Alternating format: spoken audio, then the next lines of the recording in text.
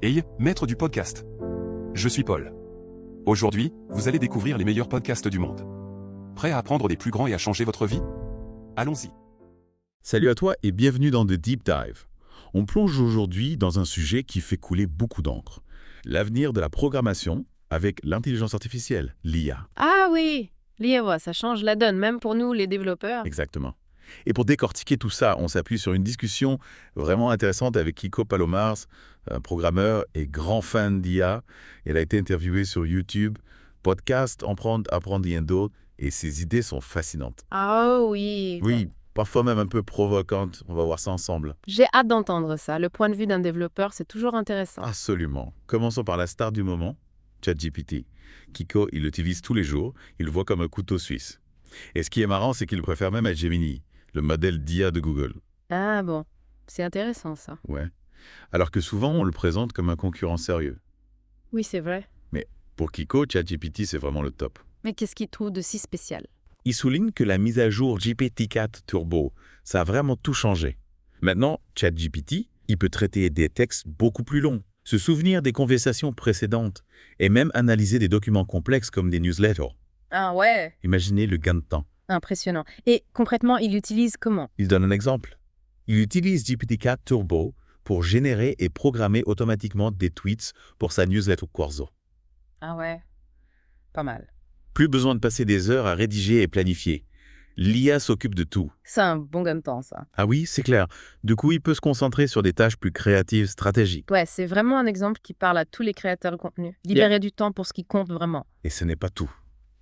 Il va encore plus loin. Il crée ses propres GPT personnalisés, Ah ouais. comme des assistants spécialisés. Ah oui. Pour des tâches précises, il a par exemple créé un GPT personnel, nourri des propres expériences, un GPT pour gérer le marketing, et même un GPT sarcastique pour répondre aux tweets. Ah, c'est original ça. On dirait qu'il s'entoure d'une équipe d'IA. Exactement, chacun sa spécialité. C'est ça. Et figurez-vous que ChatGPT, il a maintenant une fonctionnalité pour gérer plusieurs GPT dans une seule conversation.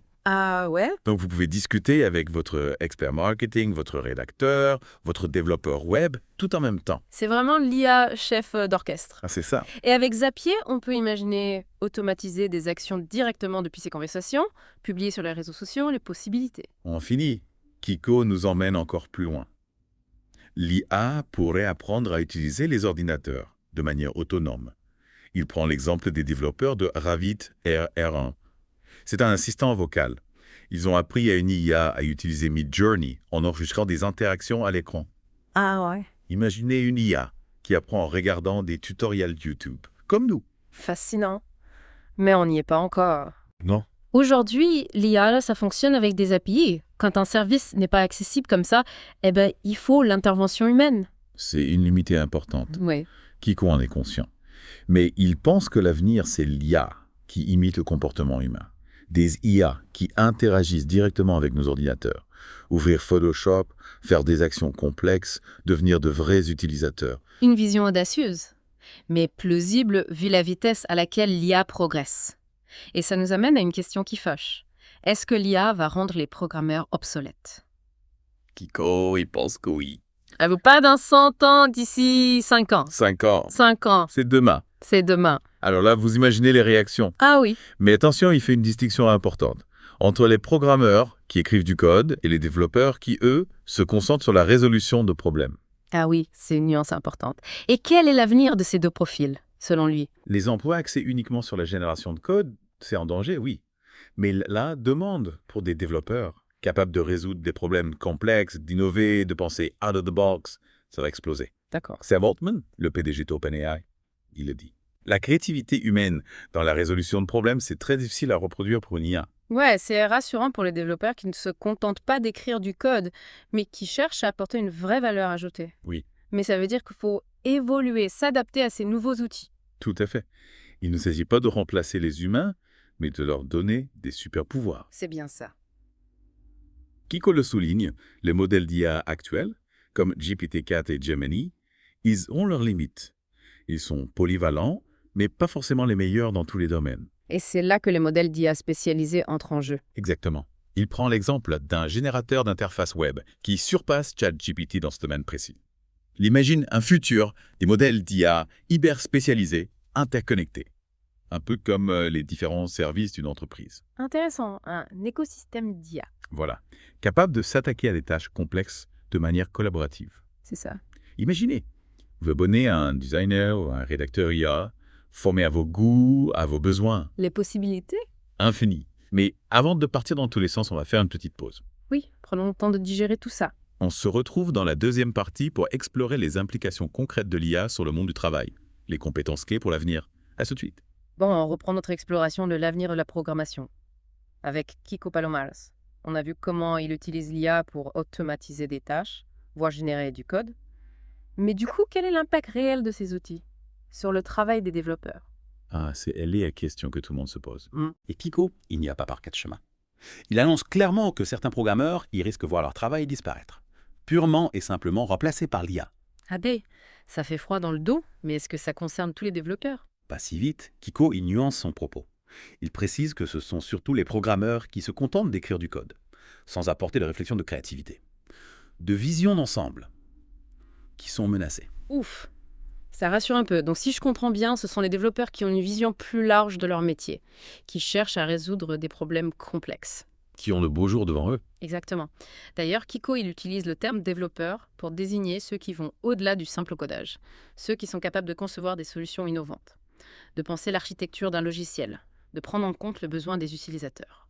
Pour lui, l'IA devient alors un allié puissant, un outil qui permet de concrétiser leurs idées, plus rapidement, plus efficacement. On peut imaginer un futur où l'IA se charge de toutes les tâches, répétitives, fastidieuses, et libère du temps aux développeurs, pour qu'ils se concentrent sur les aspects créatifs, stratégiques de leur travail. C'est exactement ça. Kiko voit l'IA comme un partenaire, qui permet aux développeurs de se concentrer sur ce qui fait leur valeur ajoutée. La résolution de problèmes, la conception d'architecture logicielle, la création d'expériences utilisateurs uniques. En gros, l'IA ne remplace pas les développeurs, elle les rend plus puissants. Mais du coup, quelles sont les compétences clés que les développeurs doivent acquérir pour prospérer dans ce nouveau monde dominé par l'IA? Kiko, il met l'accent sur la capacité à penser de manière abstraite, à comprendre les besoins des utilisateurs et à concevoir des solutions innovantes. Bien sûr, la maîtrise des langages de programmation reste importante. Mais elle ne suffit plus. Il faut aller au-delà du code, avoir une vision globale du développement logiciel. Tout à fait. Les développeurs de demain, on doit être capable de comprendre les enjeux business, de collaborer efficacement avec d'autres équipes, d'anticiper les évolutions technologiques, de s'adapter rapidement aux changements, la curiosité intellectuelle, l'envie d'apprendre et de se remettre en question en permanence deviennent des qualités essentielles. C'est un vrai changement de mentalité. Oui. Kiko encourage les développeurs à se former en continu, à explorer les nouvelles technologies, à tester les possibilités offertes à l'IA, à rester à l'affût des besoins du marché. C'est un appel à l'apprentissage continu, à la remise en question et à l'innovation. L'IA est un formidable accélérateur de changement. Et ceux qui sauront s'adapter prospéreront dans ce nouveau monde. Mais il est important de garder à l'esprit que l'IA n'est qu'un outil. C'est l'humain qui reste aux commandes. C'est lui qui définit les objectifs, qui prend les décisions. Exactement. La créativité, l'empathie, le sens critique. Ces qualités humaines resteront irremplaçables. Kiko est convaincu que l'IA peut libérer le potentiel humain et nous permet de créer des applications plus intelligentes, plus intuitives, plus utiles. C'est une perspective enthousiasmante, mais on ne peut pas ignorer les questions éthiques. Que soulève l'IA? Vous avez raison. Il est important de développer l'IA de manière responsable, en veillant à ce qu'elle profite à l'ensemble de la société. Et comment s'assurer que ce soit le cas? Kiko il mentionne les dérives possibles de l'IA, notamment en termes de biais algorithmiques, de manipulation de l'information, de surveillance de masse. Il insiste sur la nécessité d'un débat public, ouvert, transparent, impliquant tous les acteurs de la société, pour définir des garde-fous, des règles éthiques, qui encadrent le développement et l'utilisation de l'IA. C'est un sujet crucial qui mérite une discussion plus approfondie. C'est certain. On y reviendra certainement dans un prochain épisode. En attendant, il est important de garder à l'esprit que l'IA est un outil puissant, mais qui doit être utilisé avec sagesse et discernement. Kiko nous invite à réfléchir aux implications de l'IA sur notre vie et à participer activement à la construction d'un futur où l'IA est au service de l'humanité. C'est un appel à la responsabilité et à l'engagement citoyen. Pas question de rester passif face à cette révolution technologique. Kiko est convaincu que l'IA peut contribuer à résoudre les grands défis auxquels notre société est confrontée. Le changement climatique, la pauvreté, les inégalités sociales. Il imagine un monde où l'IA est utilisée pour améliorer la santé, l'éducation, l'accès à l'information, pour créer des solutions durables et inclusives. C'est une vision optimiste qui nous encourage à explorer le potentiel positif de l'IA. Kiko termine son intervention en soulignant que nous sommes à l'aube d'une nouvelle ère. Une ère où l'IA va transformer notre façon de vivre, de travailler et de penser. Il nous appartient de saisir cette opportunité et de construire un futur où l'IA est au service du bien commun. C'est un message d'espoir et d'optimisme qui nous invite à embrasser le changement et à explorer les possibilités infinies de l'IA. Kiko nous a offert une vision éclairante de l'avenir de la programmation et de l'impact de l'IA sur notre monde. Maintenant, c'est à nous de jouer. On se retrouve dans la 3e et dernière partie de ce deep dive pour aller encore plus loin. À tout de suite. Bon, on a vu comment l'IA transforme le métier de développeur, les compétences pour s'adapter. Mais prenons un peu de recul. Quelles sont les implications plus larges de cette révolution? Sans regarder des développeurs, est-ce que l'IA c'est juste un truc de geek? Kiko aborde ce point et sa vision est assez fascinante. Pour lui, l'IA, ce n'est pas juste un outil pour les développeurs, c'est un outil pour tout le monde. Imaginez un monde où chacun pourrait utiliser l'IA pour automatiser les tâches, créer du contenu, apprendre des choses, se divertir. Une sorte de démocratisation de la technologie? Mais est-ce que c'est réaliste, Anamwa? Kiko, il est convaincu que cette démocratisation, elle est déjà en marche.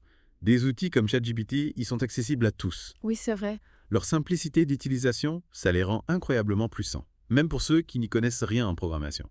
C'est vrai que ChatGPT, c'est devenu un phénomène de société. Complètement. On voit des gens l'utiliser pour écrire des poèmes, composer de la musique, traduire des textes, générer des idées. Exactement. Et Kiko, il nous invite à imaginer un futur où l'IA serait intégrée à tous les aspects de notre vie, de la maison au travail, en passant par les loisirs. Oui. On pourrait avoir des assistants personnels intelligents qui nous aident à gérer notre emploi du temps, nos finances, notre santé. Des systèmes éducatifs personnalisés qui s'adaptent à notre rythme, nos besoins. Des outils de création pour donner vie à nos idées les plus folles. Ça donne le vertige. Mais cette omniprésence de l'IA, ça soulève des questions éthiques et sociales importantes, non? Bien sûr. Kiko, il n'élude pas ces questions. Oui. Comment garantir un accès équitable à l'IA? Comment éviter les biais algorithmiques? La discrimination, comment protéger notre vie privée face à des systèmes d'IA de plus en plus puissants? Ce sont des questions complexes. Oui. Il n'y a pas de réponse facile. On touche du doigt les limites de la technologie. L'IA, Peut être un outil formidable, mais elle peut aussi être utilisée à des fins malveillantes. Tout à fait. c'est une responsabilité collective de veiller à ce que l'IA soit développée et utilisée de manière éthique, responsable. Kiko partage cet avis. Il nous encourage à participer au débat public, à réfléchir ensemble aux solutions, pour construire un futur où l'IA est au service de l'humanité. Il ne faut pas laisser les grandes entreprises technologiques dicter seul l'avenir de l'IA. C'est un appel à l'engagement citoyen, à la vigilance. L'IA est un bien commun. On doit tous contribuer à façonner son développement. Kiko est convaincu que l'IA peut contribuer à créer un monde meilleur, plus juste, plus durable. Mais il est important de rester vigilant, de ne pas sous-estimer les risques potentiels, d'encadrer son développement, son utilisation. L'IA est un outil puissant, mais c'est à nous de décider comment l'utiliser. En somme, il faut aborder l'IA avec un mélange de curiosité, d'enthousiasme, mais aussi de prudence. Explorer ses possibilités tout en gardant un esprit critique. Se poser les bonnes questions. Exactement. Alors, après cette plongée dans l'univers de Kiko Palomas, qu'est-ce que vous retenez? Quelles opportunités vous voyez? Pour vous, pour votre travail, pour la société? Et surtout, comment vous comptez contribuer à façonner ce futur où l'IA est omniprésente? L'IA est une révolution en marche. C'est à chacun de nous de décider quel rôle on veut jouer. Merci de nous avoir rejoints pour ce deep dive. On espère que cette exploration vous a donné matière à réflexion. N'hésitez pas à partager vos réactions, vos questions. On est curieux d'avoir votre point de vue. À bientôt pour une nouvelle plongée dans un sujet passionnant. Et voilà pour le moment, maître du podcast. Merci d'avoir été avec nous dans cet épisode riche en apprentissage. N'oubliez pas de vous abonner et d'activer la cloche pour ne rien manquer de ce qui arrive. Restez à l'écoute pour le prochain épisode, nous avons encore plus de secrets qui peuvent changer votre vie. À très bientôt.